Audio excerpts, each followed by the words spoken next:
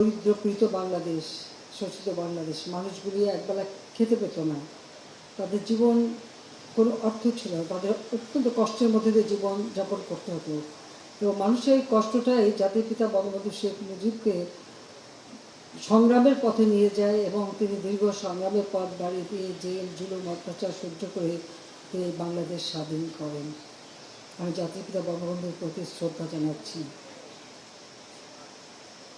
শ্রদ্ধা জানাই আমাদের মহান স্বাধীনতায় যারা আত্মাহুতি দিয়েছে সেই 30 লক্ষ শহীদের প্রতি। 75-এর 15ই আগস্ট তার উপর পরিবারগুলি যখন ভাগ হয়, প্রত্যেক জমিও ভাগ হয়, ভাগ হলেই সেখানে আইল বসে, অনেক চাষ উপযোগী জমি তাতে নষ্ট হয়ে যায়। তাছাড়া বাংলাদেশের জনগণের দুঃখ দরিদ্রতা দূর করবার জন্য বঙ্গবন্ধু শেখ মুজিব পদক্ষেপ নেন এবং তিনি বলেছিলেন যে আমি এই খুনে ধরা সমাজ ভেঙে নতুন সমাজ গড়ে তুলব। কিন্তু তিনি জানতেন যে আমাদের যদি উৎপাদন বাড়াতে হয় তাহলে সেখানে আধুনিক প্রযুক্তি ব্যবহার করতে হবে, কৃষি যান্ত্রিকীকরণ করতে হবে, শুধুমাত্র সনাতনী পদ্ধতিতে চাষ করলে হবে না, আধুনিক পদ্ধতিতে চাষ করতে হবে।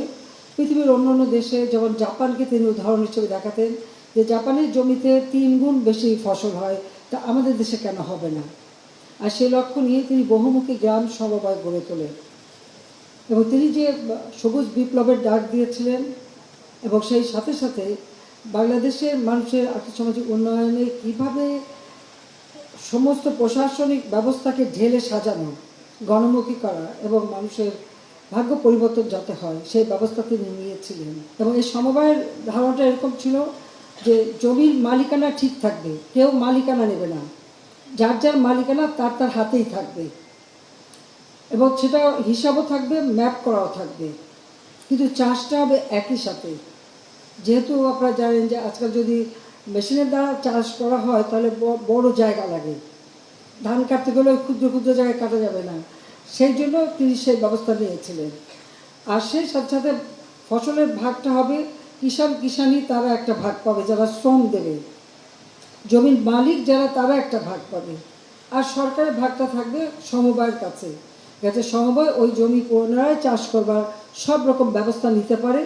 সেই দিকে লক্ষ্য রেখেই সমবায়ের কাছেও একটা ভাগ থাকবে, যাতে করে ফসল আরও বেশি অধিক পরিমাণে উৎপাদন হতে পারে।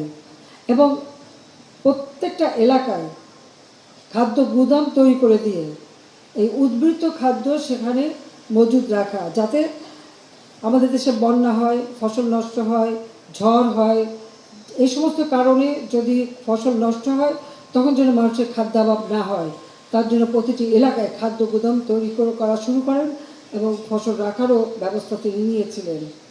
এবং এই যে তিনি পরিবর্তনটা আনতে চেয়েছিলেন ৭৬ সাল থেকে সেই ৯০ বা ৯১ সাল পর্যন্ত এদেশে মানুষের কোনো আয় বাড়েনি, বরং ওই ৩.৫ বছরে জাতির পিতা মাথাপিছু আয় যেটুকু বৃদ্ধি করেছিলেন সেই $92 থেকে তিনি $270 পর্যন্ত বাড়িয়েছিলেন। পরবর্তীতে একটানা দেখা যাচ্ছে শুধু মানুষের আয় কমেই যাচ্ছে, কোনো সাধারণ মানুষের আয় বাড়েনি। কারণ জাতির পিতাকে হত্যা করে যারা ক্ষমতা নিয়েছিল তারা কিন্তু মূলত পক্ষে কোনো গণতান্ত্রিক ধারা না, তারা ক্ষমতা দখল করেছিল জাতির পিতাকে হত্যা করে, এবং তারা এই দেশের মানুষের ভাগ্য করতে চায়নি, আমাদের স্বাধীনতাটাকে ব্যর্থ করতে চেয়েছিল। আমরা ৯৬ সালে ২১ বছর পর সরকারে আসি। সরকারে আসার পর থেকে আমাদের প্রচেষ্টা যে বাংলাদেশকে আমরা খাদ্যে স্বয়ংসম্পূর্ণ করব এবং জাতির পিতা পদাঙ্ক অনুসরণ করে আমরা কাজ করব। তখন এই একটি বাড়ি একটি খামার প্রকল্পটা ওই যে জাতির পিতা বঙ্গবন্ধু শেখ মুজিব যে সমবায় করতেছিলেন তারই আলোকে এটা আমরা গড়ে তুলি এই কারণে যে প্রতিটি পরিবারে, এই পরিবারের জন্য এটা হচ্ছে ক্ষুদ্র সঞ্চয়ের ব্যবস্থা। ক্ষুদ্র ঋণের অধিক যে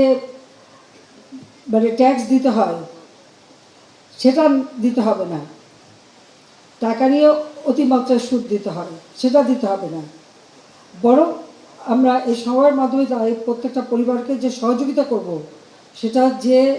সেটা থেকে যে উৎপাদন হবে সেই উৎপাদন থেকে কেউ যদি 100 টাকা জমাতে পারে তাহলে সরকারের কাছ থেকে আরও 100 টাকা দেওয়া হবে 2 বছরের জন্য, সেটা জমা হবে তার মূলধন হিসেবে। এবং আমি এর জন্য একটা ব্যাংক তৈরি করেছি, পল্লী সঞ্চয় ব্যাংক। এই পল্লী সঞ্চয় ব্যাংকে এটা থাকবে এবং পল্লী সঞ্চয় ব্যাংকের আস্তে আস্তে প্রকল্প থেকে যারা একটু স্বাবলম্বী হয়ে ওই পল্লী সঞ্চয় ব্যাংকেই তাদের টাকা থাকবে, সেটাই তার মূলধন হিসেবে তিনি যে ব্যবসা বাণিজ্য যেটাই করেন, হাঁস মুরগি পালন বা চাষ করা বা হাতে সেলাই করা, যে কাজ যে পারবে সেই কাজ করে ওই ব্যাংকের থেকেই টাকা নেবেন এবং কাজ করবেন, আবার ব্যাংকে লোন শোধ দেবেন, অর্থাৎ সম্পূর্ণভাবে স্বাবলম্বী হবে। এই চিন্তাটা মাথায় রেখে যেটা জাতিপিতা করতেছে যে প্রত্যেকটা পরিবার যেন স্বাবলম্বী হয় এবং দারিদ্র্য থেকে মুক্তি পায়, সেটা লক্ষ্য রেখেই এই ক্ষুদ্র সঞ্চয়ের এই পরিকল্পনা আমি নেই এবং সেটা আমরা বাস্তবায়ন শুরু করি। দুর্ভাগ্যের বিষয় হলে 2001-এ বিএনপি জামাত ক্ষমতায় সেটা বন্ধ করে দেয়, একরকম বলতে গেলে এটা কার্যকারিতাই থাকে না।